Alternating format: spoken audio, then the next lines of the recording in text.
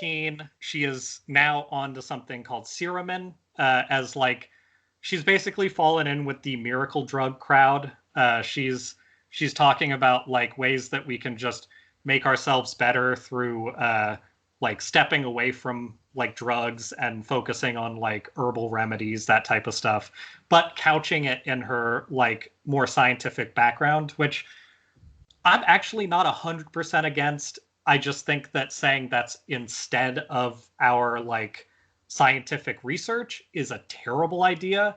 Mm-hmm. I'm not going to say that like cupping is proven to fix anything, or like acupuncture is going to make you better. But what I will say is that those things, much like massage and stuff like that, have benefits. Like they're not snake oil in the same way that like some of the stuff is. It's just like it's not a replacement for modern like medicine. Right. Go watch our Gwoople episodes for more on that. So this is some straight Gwoople episode shit. This actually gets real deep into that. This also turns into Alex Jones. Like it's crazy how connected this gets, but it's just because people like that are fucking loving stuff that they can put out there that gets a lot of views. And whether you're angry about anti-vaxxing or pro-anti-vaxxing, you're gonna be interested in this stuff, which is sort of the whole point of how the internet ruins things. Mm-hmm. Anyway, let me get back to promoting that whole process. So she is taking this thing called Seramin, and she is claiming that it was something she was testing with a long time ago, and it cures autism. I think that's the only thing she says it cures directly, but she says it helps with other things. This one really bothers me coming from a biologist, because she is essentially saying that we can... She is making up her own fake version of vaccines at this point. And she is saying that it cures autism, which is a chromosomal issue. Yeah. So, like, what is it curing exactly? Like, this is some fucking Peter Thiel, let's inject the young blood into our system and live forever shit. Like, that's why I don't care what Seramin is, because it's not going to fix that. It might make you feel better depending on what it is, but that's a totally different thing. Anyway, she claims that it was curing autism, and that is why she got fired, and that's why she's been ousted from the scientific community. So her story is changing again, because initially she said that she was taking documents that were like going to save people from this vaccine XMRV thing. Like, that's the reason why she said she took it. Mm-hmm. Then later she says, no, I had something that was going to cure autism, when she starts dealing with this like vaccine group of people who are really interested in what she has to say. So already she's lied on stuff in her job and gotten fired. So you have a precedent set up. But even if you aren't into like precedents because you think they're crooked, she has now taken her post-work life and lied to people about that. So she's changed her story to saying, I could fix autism if you let me. She's changed her story to match with the people who are, against vaccines, which I think that a lot of people in that group do mean well, but the figureheads for it sure as fuck don't. And then she starts moving this stuff. She also says that Bayer and Monsanto were behind funding her not being able to use this, which why is Bayer trying to keep you from fixing autism? Yeah. Also, Monsanto is a food monopoly. They don't give a fuck about autism. That is nothing. But it works in great with the conspiracy theories at the time, which was Alex Jones saying that they were trying to change the way that we live by giving power to these places. Because Alex Jones used to be more on the side of people having power before this whole authoritarian thing set in. Mm-hmm. So he was very anti Monsanto and stuff from the start. And Alex Jones is not, I think, the reason for this, but it does show a certain consistency of message that she was kind of in that crowd. So that's like leading up through her books to 2018, where she's starting to get a little bit of prominence and talking about all this shit.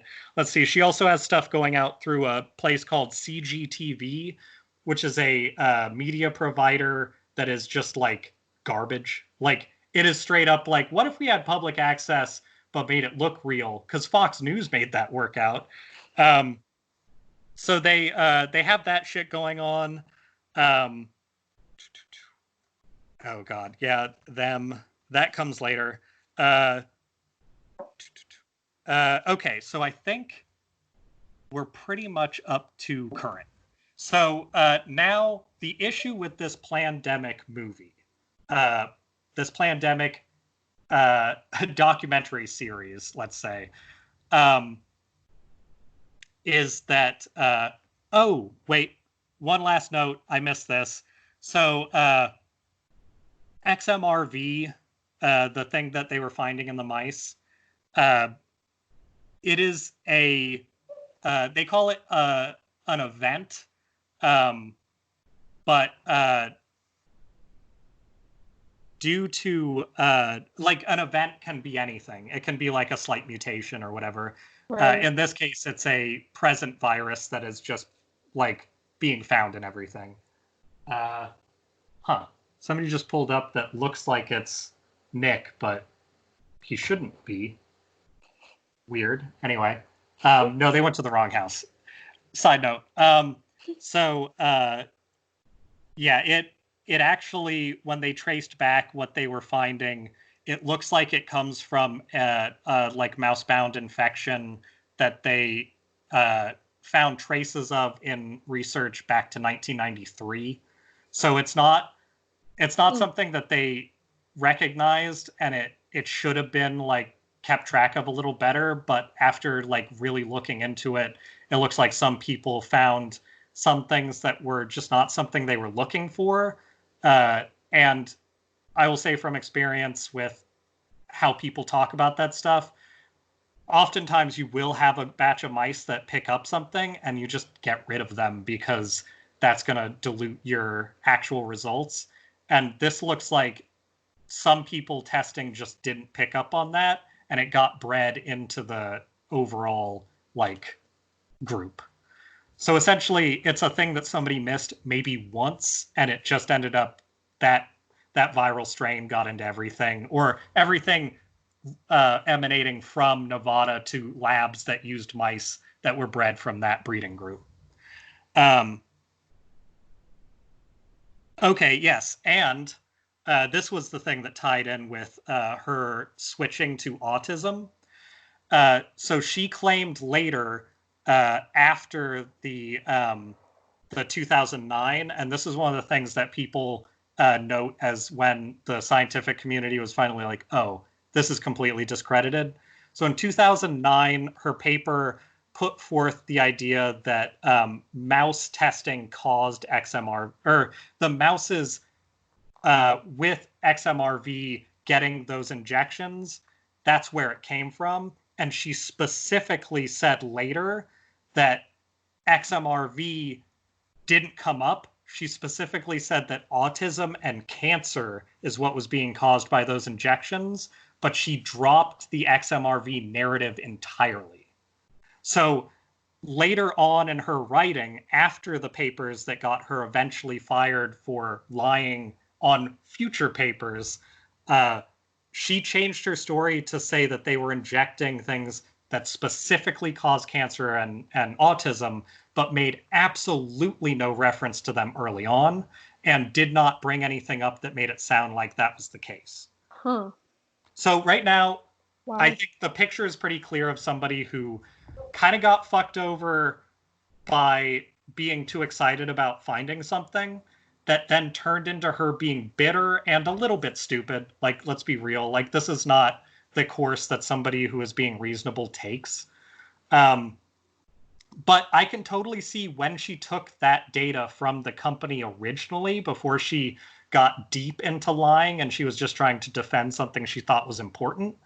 I can see that. And you could totally put it together in your own head, if you were doing it, that this is the right thing to do, consequences be damned. It's when she starts lying later that it gets like pretty out in the open that this is no longer a thing that people should be taking seriously at all. I do have some notes here. So we're now into current. She popped up again just recently, like in the last couple months, with this pandemic thing that they've been making. It is not something that they've been making for very long. It is clearly being filmed kind of like along with the coronavirus happening. And that's a horrible sign to start with, because this started at like the beginning of the year, and coronavirus has been known about since about a month and a half into last year, like a month and a half back, not into last year, but back from the start of the year. So they had the information that this was happening then, and they didn't do anything, and they didn't come out about anything.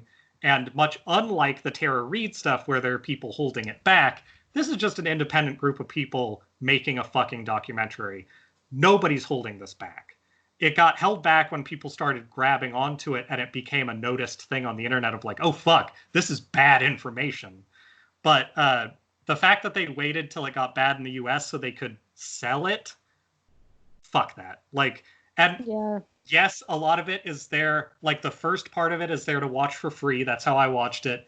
And it's for free, like below and above buttons that say, please donate to us to do this important work. So like, fuck off. My note just says, why now if she knew in November? Idiot. But I was angry when I wrote it. Anyway. I mean, that if by her own logic, if she knew then, doesn't that make her like culpable for a lot of this shit? Yeah. No, this is like, how does that even, by their logic, how does that make her look good? Right. At all. And also, so I want to note this because as I'm wrapping up these ideas, this will come into play. In 2018, the reason why she resurfaced again and the reason why a lot of this stuff is known about more so since 2018 and not just in her weird, like, she started giving talks a lot as the years went on that got progressively more anti-vax. In 2018, I found a lot of things referencing her having a mouthpiece through a website called Natural News. When I first heard that, it kind of rolled over me a bit, but keep that in mind. For the last 2 years, she's been involved with Natural News as like the primary place that is giving her like a place to talk. So she's getting to put up her like op-eds through there. She's getting to talk about this super questionable non-science that she's supporting. And then as this thing starts up in more modern times, she starts appearing again a little bit at the beginning of this year in places just kind of like starting to push this project they're working on and starting to push a lot of narratives that are things that you see other people pushing. One of the things that she touches on in this part 1 is that there's a, I forget what state it's in. I want to say it's in like North Carolina or something. No, I think it was in like North Dakota. Anyway, it's a state that got funding money supposedly from Obama. You'll find this in like conspiracy places. Got funding money from Obama to develop something and then sold it to China. And people, first off, I don't think there's any evidence that that happened. If there is, like, I'd be interested. But like, I've only heard that information talked about. Like, this doesn't have any information to back it up, which is the shittiest, because it's like, no, I just want like a record that says yes or no, but that doesn't seem to exist. And the thing that, so she's saying that it was developed there and that it was given money by like the government in this part 1, and specifically the Obama government, not the Trump government, the good one, you know. The conspiracy theory that people have that predates to some degree when she said that, but is, along with the coronavirus, is that Obama developed the coronavirus and gave it to the Wuhan laboratory. So it's this weird, like, rolled in with Bill Gates depopulation thing. And because Bill Gates has the talk about vaccines lately, that of course is getting rolled into this as like proof, where Bill Gates is just a fucking asshole who does want to make his mark taking care of people and has a lot of the weird megalomaniacal traits of every billionaire, but he is legitimately trying to like better people's lives. It's just for like selfish reasons, and I get that, but like that doesn't prove your point of vaccines being evil. That proves your point that classism is real.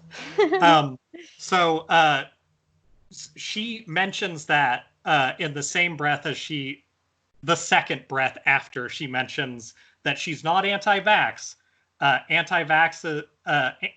Vaccination is something she specializes in, and it's it's like creating a retrovirus or whatever to combat things, and that's what she does. It's just not vaccines. Her entire time leading from that in 2009 to now has been anti-vax based. So her saying that, first off, is like, okay, fuck off. What about all of your talk about vaccines causing autism? That is the exact through line of vaccine denial. The other thing is, right after she says that, they flip to the guy doing the interview, who I'm going to say looks like Garbage Pail Hugh Jackman.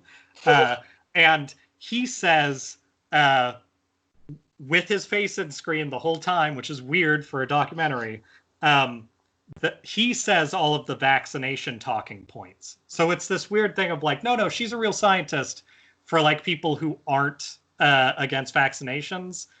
And I just hate that. It's really savvy, but it is that like we're lending credibility to this by giving this anti-vaxxer a space to talk while simultaneously acting like, no, she's not anti-vax.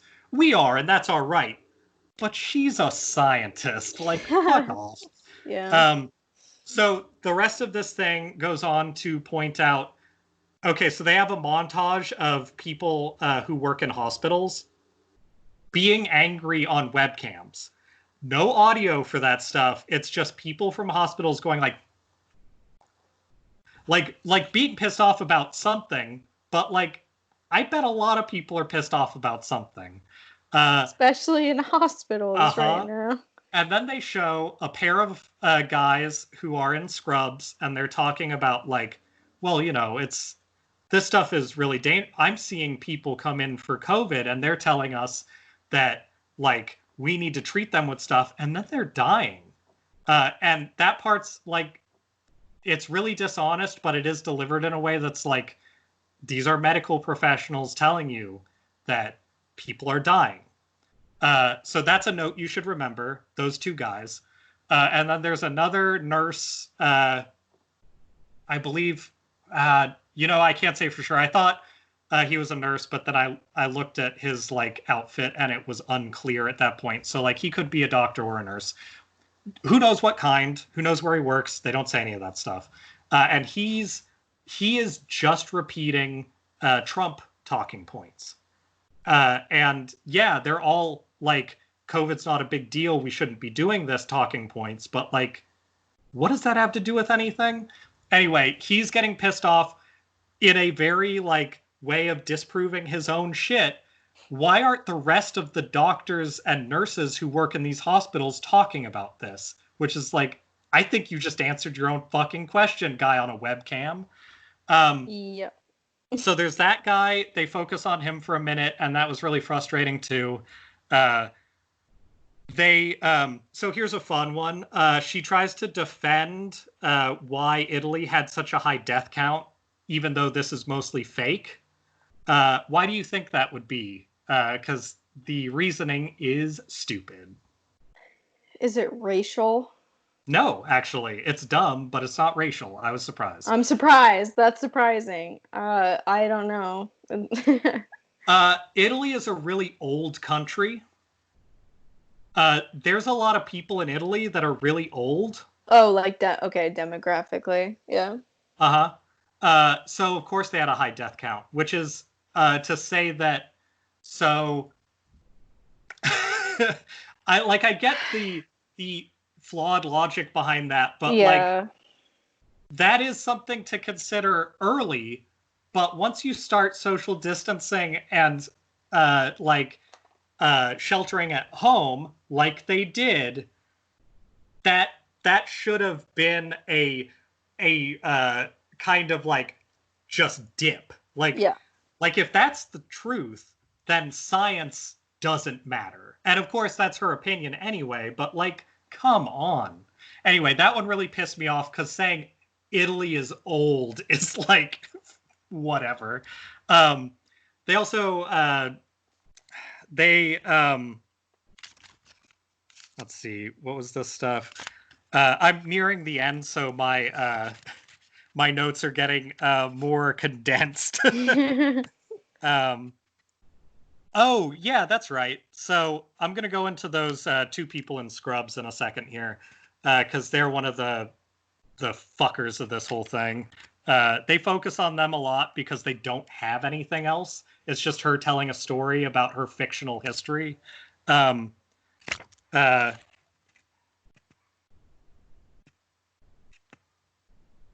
yeah, the people they did show were all parroting Trump talking points. I think that's important to remember that, like I said at the beginning, you can have a PhD, you can have a master's, you can have a nursing certificate.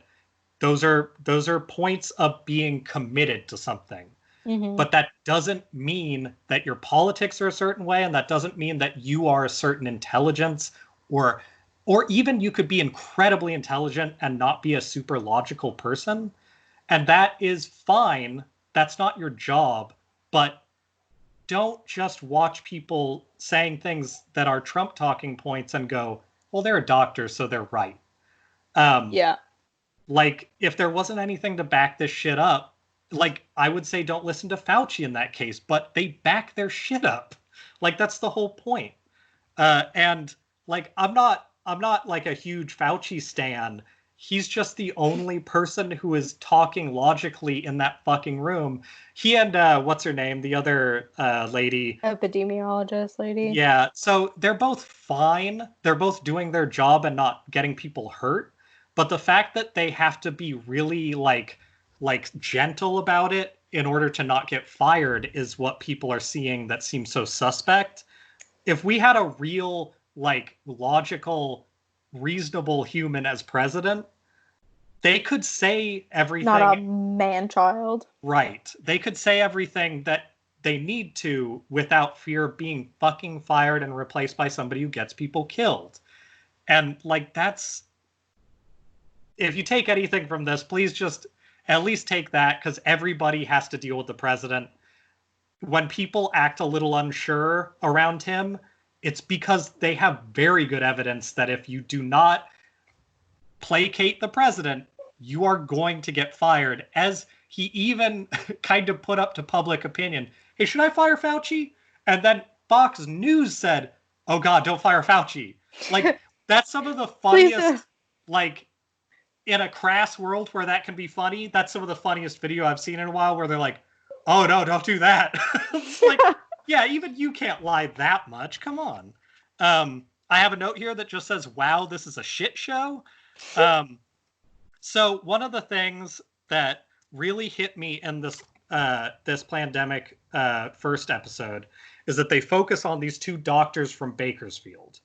They do not mention anything about them. They put them on screen. They're in scrubs, and it's two guys sitting at the end of a long table with a whole fucking bunch of degrees behind them, framed, and they're in their personalized scrubs, and they're saying everything that they said plus the Trump talking points, and they're just parroting it back.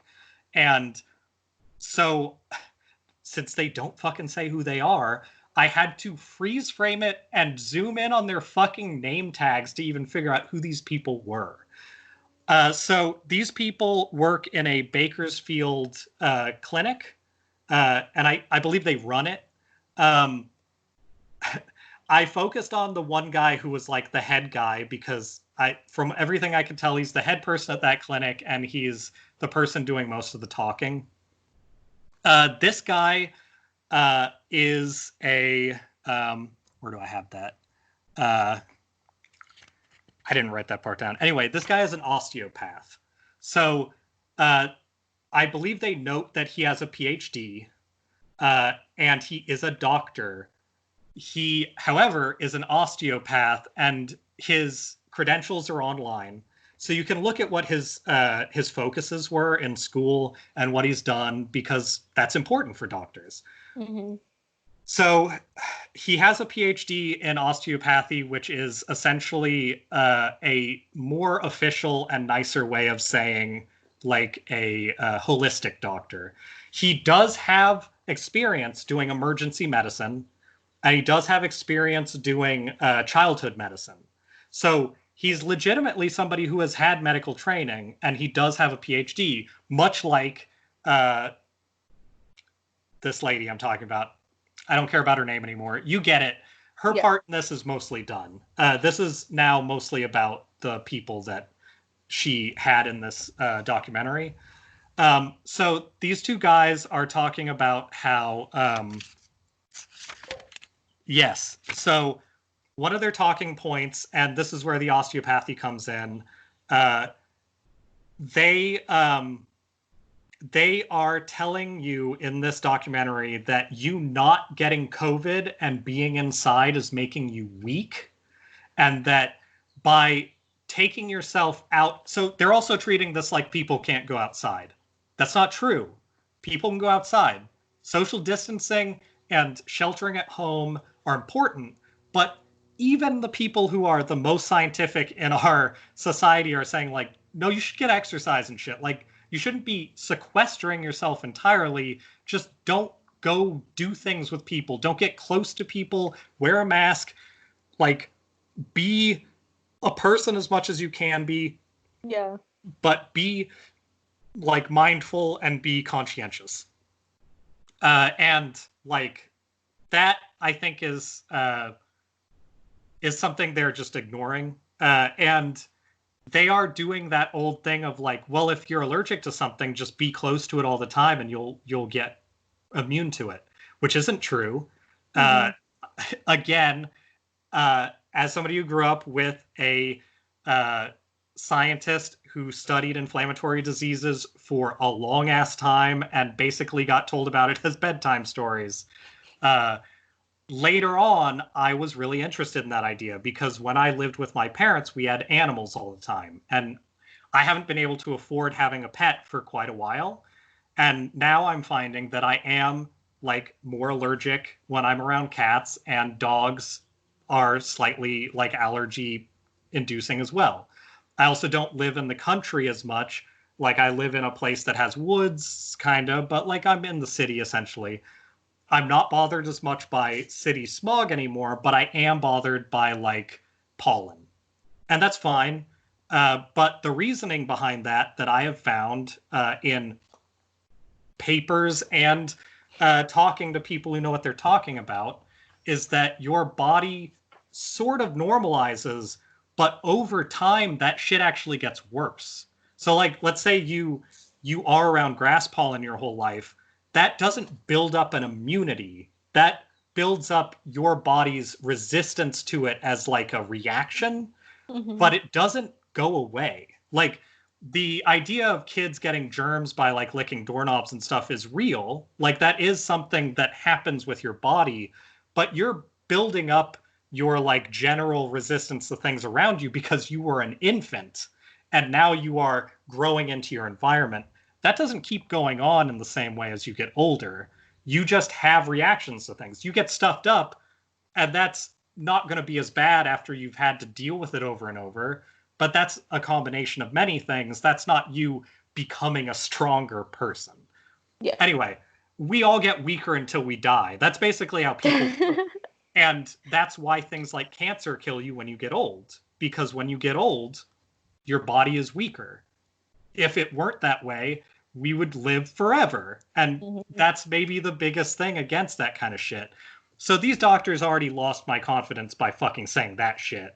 And also saying that you should just be outside, be around everybody is like, you guys are not trustworthy at all. And then finding out that dude also, like, basically his list of like skills are, he is a mostly external doctor, which is fine, but he is a like general practice style doctor a little bit. He is mostly into alternative medicines, which again is fine, but if you're presenting yourself as, hey, it's me, PhD, you don't need to know the rest, they literally don't say what he is. Yeah. It's super disingenuous. So these guys go on to basically say everything about like how vaccines are bad. Now, this is one thing that is especially stupid that they say towards the end of their segment.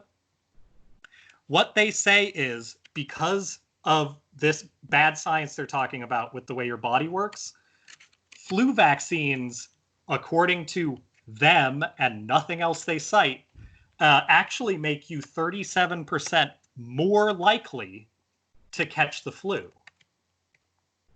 This is something that the main lady who's the subject of this says, and something that they are saying in terms of like the way science works.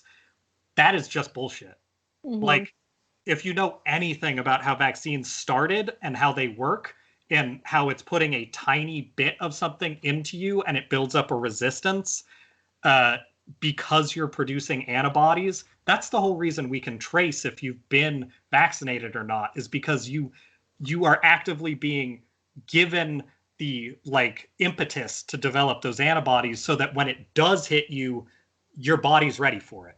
That's why COVID is so hard to make something like that for, because it hits you in a weird way where, hey, like, spoiler, it's not like the flu, and it can actually like fuck you up even if you are starting to develop antibodies to it. And that's why they're so worried about like the time it'll take, because between testing properly and getting that shit to work, they have to look at like making things that will help people survive it first, and then they can look into the vaccine.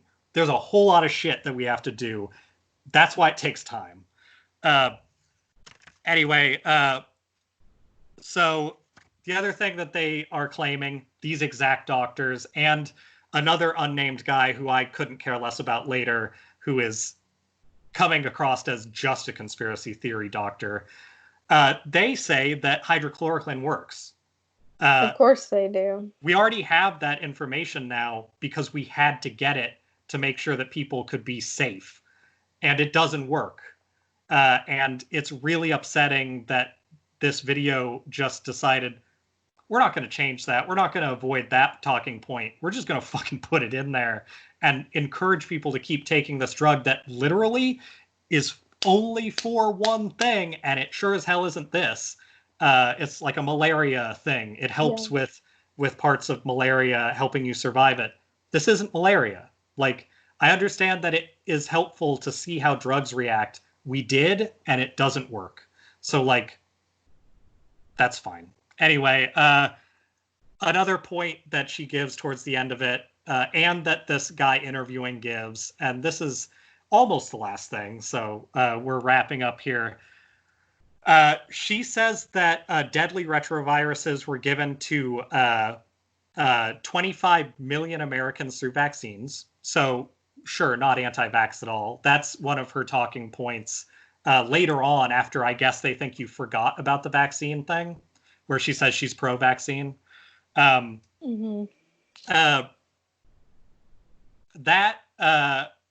I don't like. She's not a testing doctor, so wherever that information came from, I bet it's spurious. Also, I really want to know what she thinks Bayer and Monsanto and Bill Gates and everybody else benefit from giving 25 million Americans retroviruses, when it's been very well proven since this thing started that people not working is the biggest problem in this country to people with money. So like the whole idea of let's make people sick so they're pliable and let's make everybody work so they make us money, those do not exist in the same fictional universe. Yeah, it doesn't make sense. One of those is real, and it's we don't care, go to work. And taking attention away from that, I think, is one of the most like shit-headed things to do right now. Mm-hmm. The other thing is that the interviewer comes in again a lot towards the end because they're talking to her to finish it off. And he has his wise interjection of this whole COVID thing is designed to take our liberties away, which I think is only notable because the liberties part of that, the like they're taking away our liberty, that is the like right-wing conspiracy theory version of why we should go back to work. So saying that in your now very popular documentary series, which is terrifying, that is not just irresponsible, that shows a certain intention of like trying to push that as what people should do. And that just seems ass-kissing to like the right wing at the moment, who clearly does not care about us. Honestly, neither wing cares about us right now, but especially the right wing. Yeah. So that brings me to my last point. Early on in this, they talk about how our country's too divided, and we all need to work together to defeat this. Keep in mind, they didn't care about coming together to defeat this until recently. Also, this does coincide with a new book, so fuck off. Yeah. I said in 2018 that she was getting a lot of publicity through Natural News, and that's why she's now prominent enough to be in this circle and do this stuff. Natural News is run by Mike Adams, the health ranger who works with Alex Jones. There it is. So the head guy that they bring on to be scientific proof of everything, who said it's over for humanity, only lone survivors will remain. What was that? 2 months ago? 2.5 months ago he said that? Yep. He is the main reason why she is having a mouthpiece to this point for the last couple years. He is like the anti-vax guy. He is a piece of shit. He is also not a medical doctor. Also, keep in mind, she is declaring herself a PhD and not telling people what it's in. She's also trying to claim that she's like a medical doctor. That's not true either. Like, all of the things they leave out of this are ridiculous. So in that early part, when they say, much in the same way that she says she's pro-vaccine, they say our country's too divided because of these people who keep telling us what to think. They show Alex Jones along with other people like Hannity and stuff like that as part of the people who are driving us apart. The fact that she does that is only there to try and distance herself from the pseudoscience community. Like, that is the most bald-faced, like, no, we're going to make sure that people can't say this. Look, we have a clip of it saying that's not what she's doing right there. Completely. And they also say Natural News a few times. They never bring up Mike Adams, because how could they? They would have to be linked to Alex Jones after that. So all of that shit gets thrown in there. And then these two fucking osteopath guys from Bakersfield, they are essentially pushing alternative medicine, which fine, whatever. But using them, and they're like, everything they say is, they may as well be goop. Like, that is what these people are doing. They are also, they're like, they're tied in with money from, what was it? It was like Kaiser Permanente and a couple other places where, like, there is a history of them doing whatever gets them the most money, as opposed to, like, being credible doctors. You can kind of assume that a lot of times when you see a doctor show up on a video screen of any kind, And that's a bummer. Anyway, so I'm gonna, I guess, call that Shamdemic my It's This Week in Incognito podcast. It's a whole nother podcast on the tail end of that podcast you thought you wanted to listen to a few hours ago. Oh my god.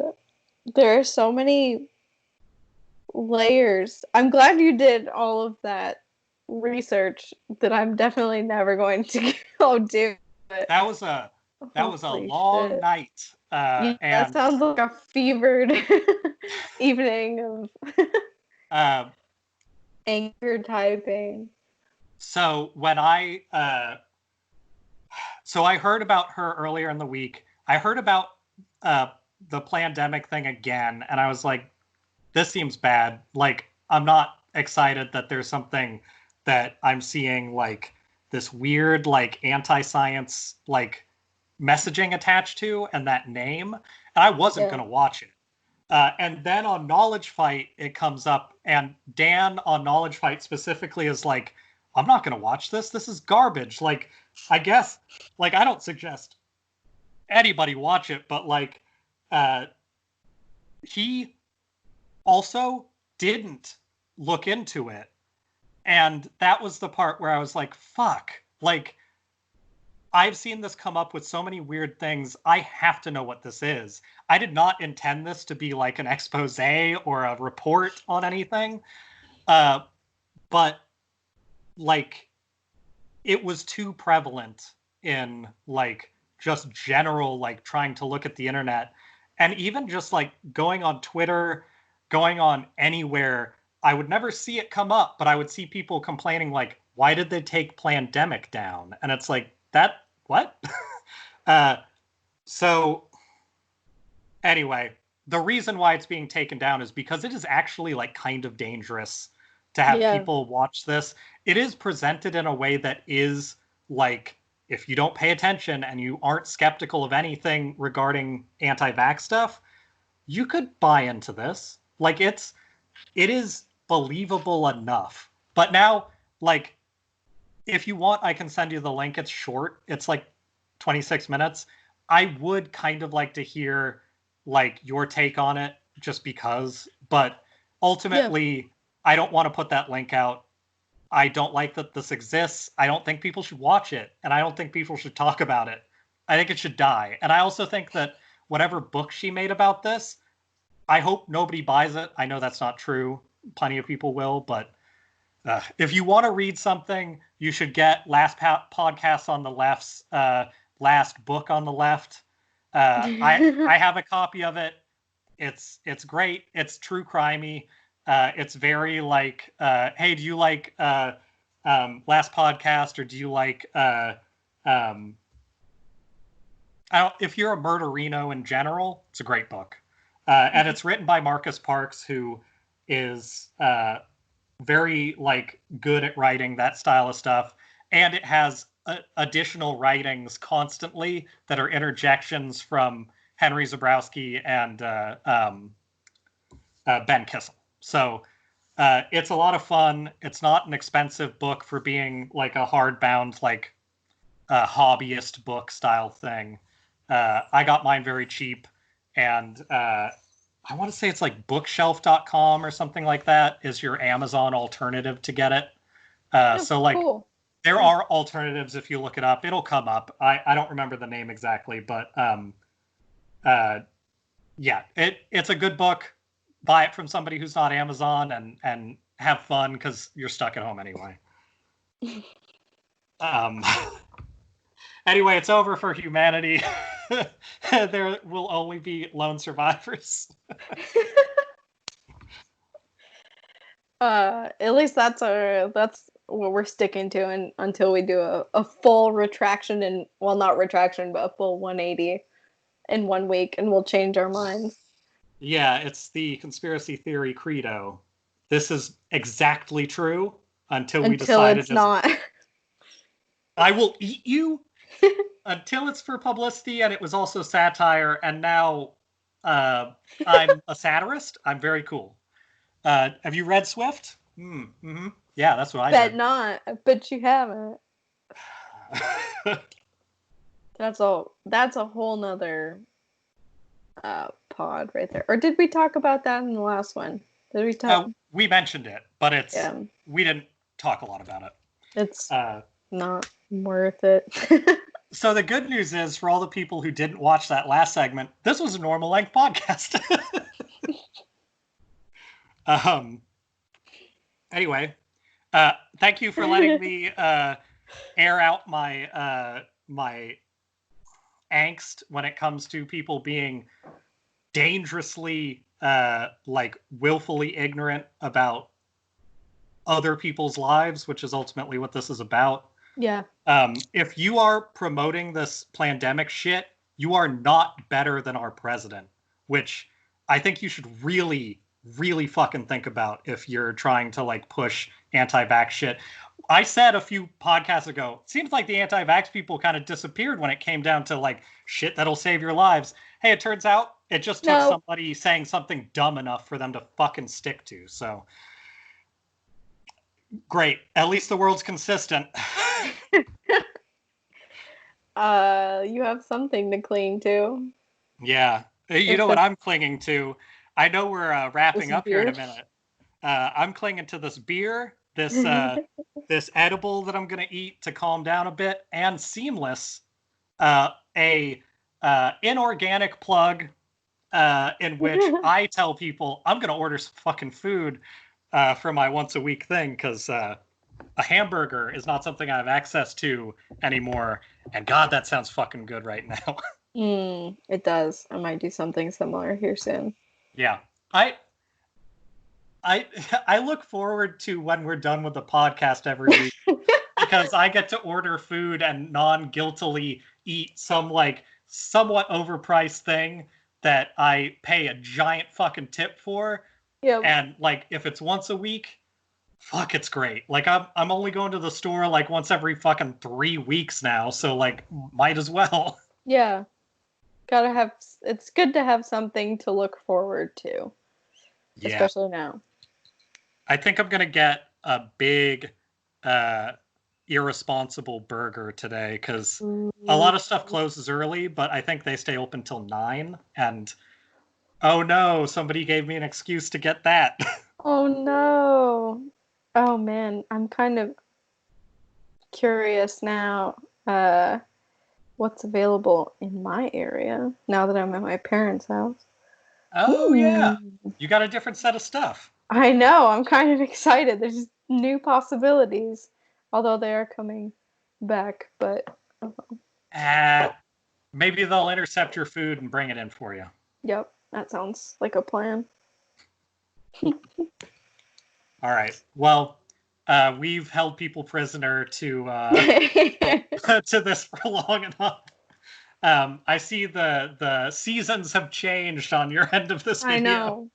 You can see it's like the dark of winter here now. And it gets worse when I click out of this window. It's very dark. You should get night vision on your webcam. I think that would be a really good effect. Ooh, that would be good for the podcast. Happy Lemon is open until 8:45. Oh, how dare you even say that name to me when I'm not in any sort of vicinity. Oh man. All right. Well, I just want to say something I'm looking at right now is called Gavacho's Tachos. Fuck yeah. It includes bacon bits, Satan's Tears ketchup, and a bunch of green onions and cheese. So I like it. There's a lot of options out there, and I'm about to get nuts with it. Me too. And next week, I am here to promise you will be subject to a weird instrument and a whole lot less anti-vax talk. That should be a nice reprieve. Yeah. A good break. Yeah, we'll see what our government does in the meantime. Yeah, no promises, I guess. Well, I guess there's only one thing left to say, and that is to be gone, thoughts. Yeah, it's over for humanity.